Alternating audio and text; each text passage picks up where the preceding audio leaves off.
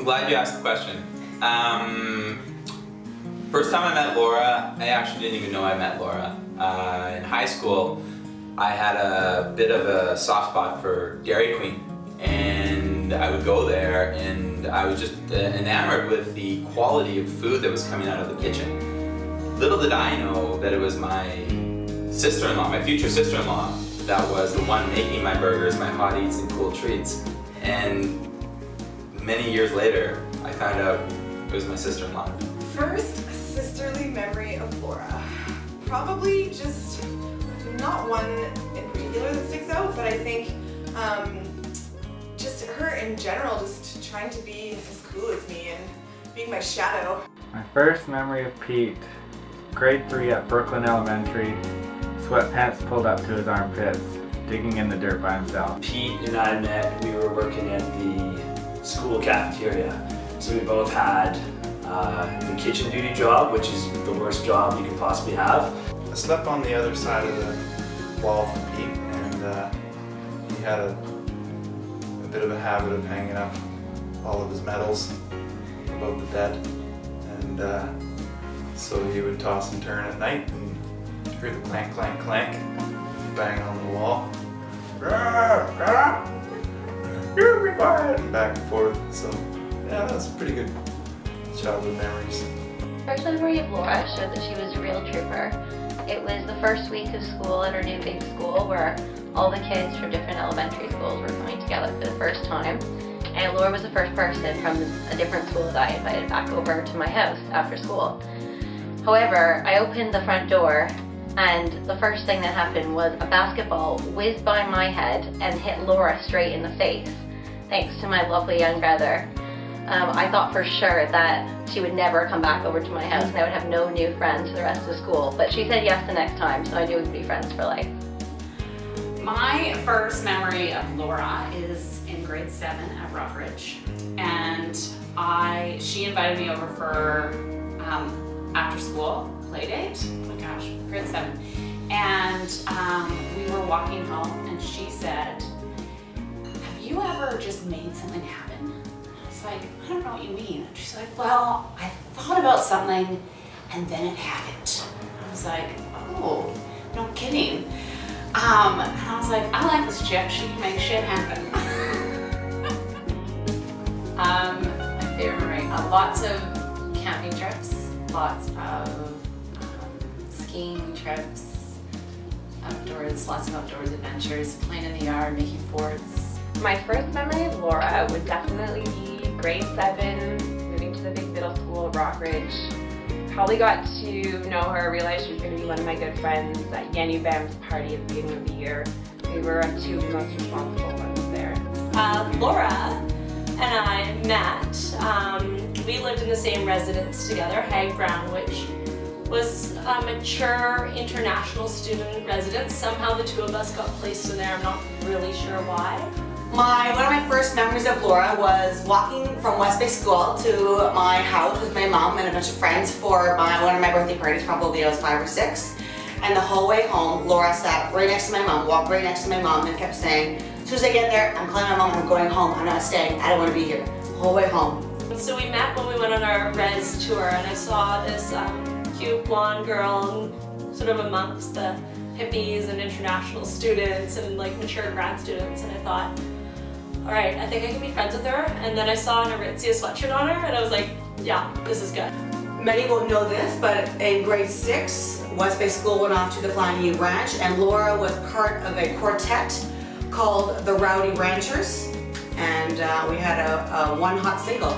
Pete Odegaard, we were listening to 90s rap music, Snoop Dogg, Dr. Dre, and 50 Cent, putting fruit baskets on our head, eating chips and drinking Lucky Lager, and we commensurated the friendship through eating chips, reciting lyrics, and laughing and making voices, with Corby Bernard as well.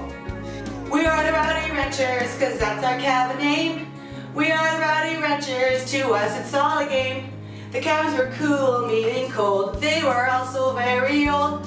We rode our horses, we did like, then we went on a nature hike. My first memory of Pete, I think he came for a family dinner, and I don't remember so much what Pete was doing, but I remember my dad, the look on his face when he saw that his little baby, his youngest daughter, was dating this big guy.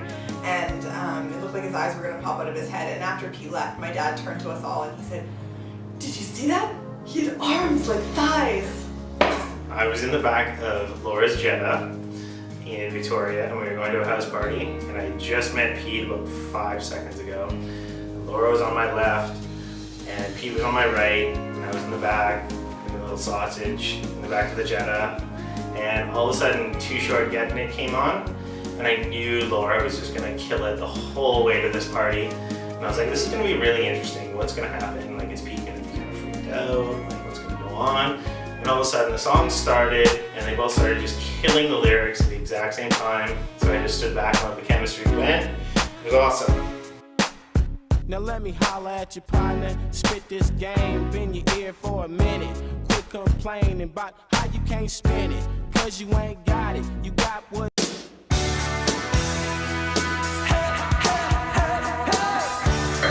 Who wears the pants? Oh, that's a good question. I would have said Laura, but these days I think Stella has them both wet. Laura definitely wears pants. Pete wears fluorescent type spandex, and that's not a joke, with matching tops, so. Laura definitely wears the pants. I'd say Pete wears the spandex. Laura probably buys the pants and Pete fills them out. Pete wears the spandex, but Laura definitely wears the pants. That would be Laura. But I would give Pete probably like a small pair of bike shorts in the relationship. Laura. Pete wears non-pleated, very tight pants, but Laura is the boss, absolutely, no question. The reason why Laura, daughter of Bill McLaughlin, she calls the shots, and Pete, loved to death, but he chooses to wear biking spandex. Laura definitely wears the pants. Well, I'm gonna say Pete because I'm pretty sure everyone else is gonna say Laura, and so one for Pete. Each of their unique talents.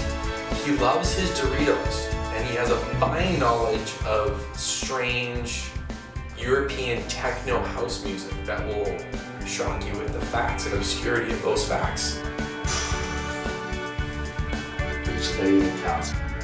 Laura, besides probably being able to recite the Bolognese, she can tell the most awesome story in the world, and she's so expressive and everything's emotionally charged, and then she throws in like a dash of exaggeration, and we're all lying on the floor laughing, and she's so freaking funny. Laura's a great cleaner. She's really good at cooking. Pete's a good cook. I'll give him that. Ooh, Laura's most unique talent would be recalling every meal she's ever eaten at any restaurant. And she can also tell me what I had on June 4th of 2001. Any day, anytime. She knows what was on the menu. Oh, that one is definitely misplacing things. Everything from pagers to purses, you're pretty much guaranteed that a night out with Laura will end with something gone. Laura's ability to convert into a cobra snake at any given point in time. Pete has always known what is cool and has impeccable taste. Her most unique talent is retelling stories with like hilarious touches. And that's why I think she really like captivates her audience. So I think that's why it makes her such a great teacher. Pete's is his ability to not have one dinner, but 2 and 3 all in one sitting. He can quote Ace Ventura, both movies start to finish. And Peter's unique talent is being able to convince anybody to go to 7-Eleven with him in the middle of the night. Is that her passion for celebrating my birthday is equal to my passion for celebrating her birthday. And what that ultimately culminates into is me getting blackout on her birthday and her getting blackout on my birthday. Pete's most unique talent probably shaves his legs better than any man I've ever met. Laura can stick her whole fist in her mouth. Out of all of us, Pete's the only one that can really pull off the V-neck shirt. All of us look like we just can't pull it off. It's not good. So that's a nice talent to have. I think that one's probably a tie. Pete obviously has mad skills in cycling, snowmobiling, and skiing, but these days Laura's a pretty much champion runner, so I think she's really picked up the game there. Just tell by looking at how long her legs are. And she could probably do the Grand Fondo a few minutes faster than Pete if she wanted to. Oof. No, that's Pete would like to think he is. He would definitely like to think he is. I would say Pete based on what, like from what I'm just thinking from when like the sports that I've seen the two of them doing together, like whether we be going skiing or well, obviously, you know, biking and then croquet. Hands down, Laura.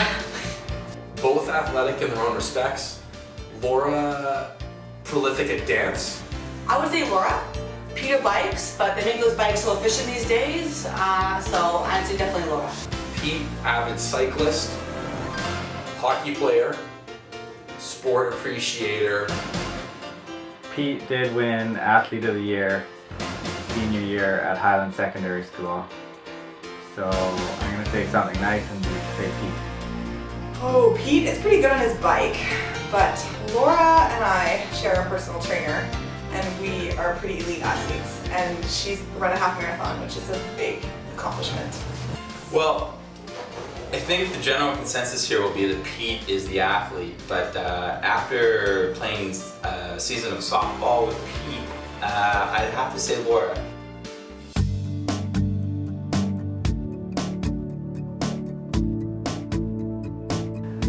Laura actually always says this. She loves when she can wear high heels and Pete's still taller than her. So I think that's definitely a good reason why they're with each other. They have very similar sense of humor as well. They really, really get each other. Pete and Laura are each other's just biggest cheerleaders, and in every instance, they are just cheering each other on in life. And I remember an example when we were at Tacofino, and there was a little bit of cilantro in Laura's meal, and he was like cheering her on to finish it, and Steve and I were dying laughing. But yeah, they just have such an awesome relationship that way. I feel like they are made for each other. They're like a yin and yang. Without Laura, Pete would probably never open his mail. But without Pete, Laura, I don't know. She's hard to rein in. Her labels have labels, and folders have folders. I don't know. She's pretty anal. Because Laura loves road biking and Peter loves Dance Revolution. Because they both like tight pants and leather shoes. Pete and Laura made for each other because they love each other for one. They're both very smart, hardworking. The feeling is mutual, and they're both really fun. And I love them both. I think that they really complement each other, and they always know how to take care of each other when they need it. I think they both, they both love food, like I already said. They've been together for a long time, and they've had a really good thing going, and they've always been solid, so they know something that works for them.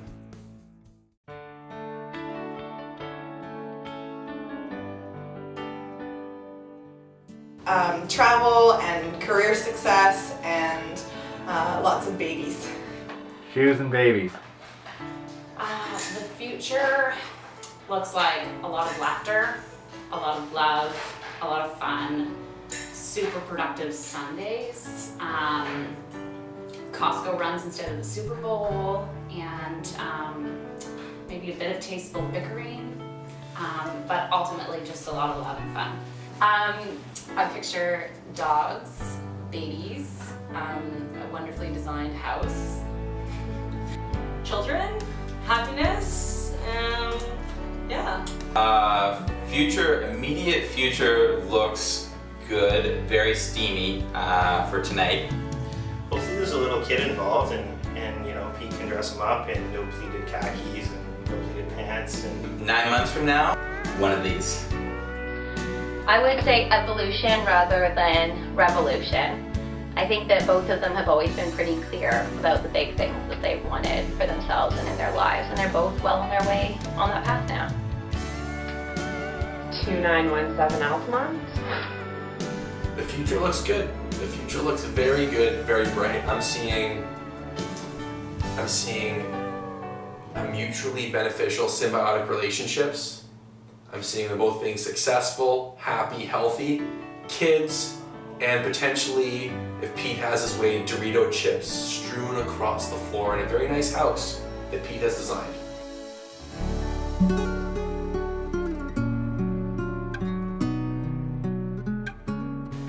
Every once in a while, life goes fast. I'd say take a step back, realize what you guys have put together, what you're gonna grow together, and enjoy it together, because this is not easy, but it's worth it, and building a family together is the best thing you'll ever do. As the baby cries. As the baby cries, yeah. I've known them since they started dating, so I would say just to keep doing what they do. There's no advice I can give that they don't know already, and they've been solid from the start, so they don't need any advice from me. They're gonna be just fine. Just a lot of love, a lot of listening to each other, a nice clean house, probably a multi-purpose room for Pete, and a churro every once in a while for Laura, and hugs every day. I think one of the key ones is let Laura sit in the passenger seat, not the driver after the trips up to Whistler and the nights out. Always have lots of little surprises, give presents or have special moments every day, not just on the big occasions. Laura always keeps some Doritos in the house, keep a good bag in plain sight, and always keep a backup bag where he doesn't know where it is. Keep the big man happy. Laura, it's really important for you to go to Costco, buy big bags of Doritos, let Pete just kind of cycle when he needs to. Definitely feed her. Laura likes to eat like myself. Always have dogs around. And if you're mad about something, talk about it. I would say to Laura, make sure you have enough space in your house always for at least 2 or more bikes for Pete to store and to tinker around on his bikes. My advice would be to Peter, keep going to Sunday dinner. Do not sleep in, bro. Do not sleep in. Wake up at 6:30, be ready for activities, go on a walk, clean the house, be ready, man. Pete, Laura, love you both to death. Congratulations. It's a wonderful time. Ever since the announcement, we've all been thrilled, and it's meant to be. You guys are both wonderful people. Love you both. Congratulations, Laura and Pete. Happy for you both.